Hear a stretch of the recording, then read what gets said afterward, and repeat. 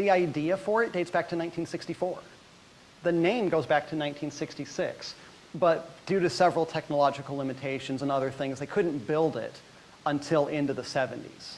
And then it opened at Walt Disney World before it opened at Disneyland.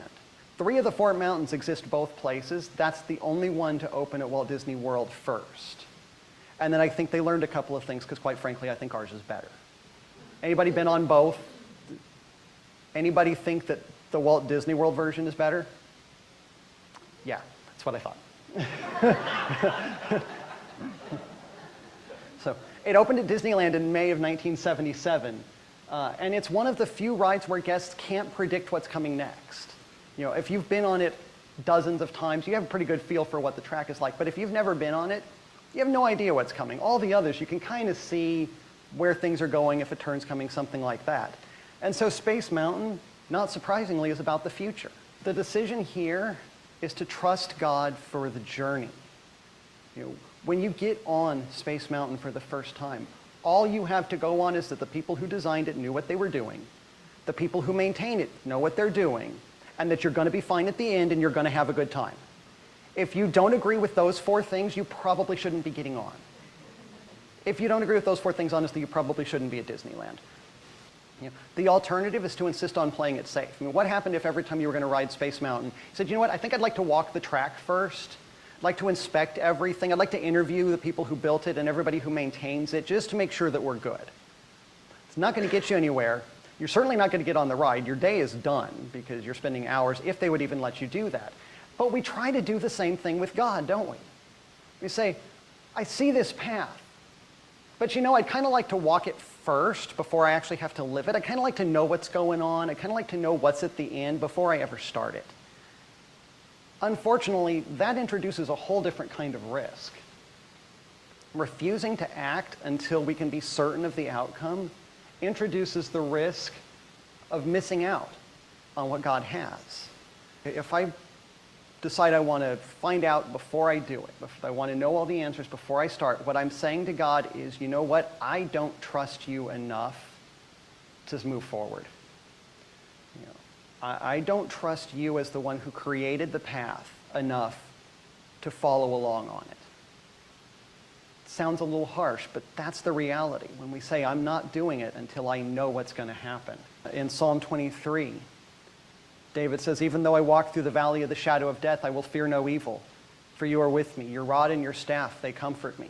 He had to go through one of those mountain passes, and he said, I'm not going to worry about it. I'm not going to be afraid because you're there. You've gone before me. You know, I can trust you to comfort me. You may not be quite that comforted. For the record, that's me. That's my brother-in-law.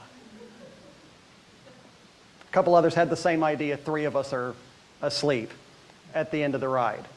You're probably not going to be that comforted, but you're still going to be able to have that trust of knowing the one who created the path is good.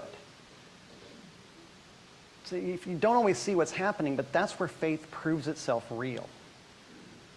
So what are you not doing? What risk are you avoiding because you don't know how it's going to turn out? What risk are you not taking? Some little risk we just have to do. You know, there's no steps. It's just doing it. This builds the faith muscle. This is training. Brad mentioned that I've been running for a couple of years.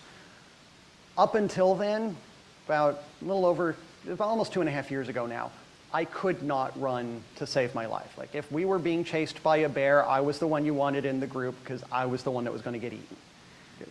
I was going to be at the back. He was going to get me. You would all be fine. You're welcome. But now I've been working on it.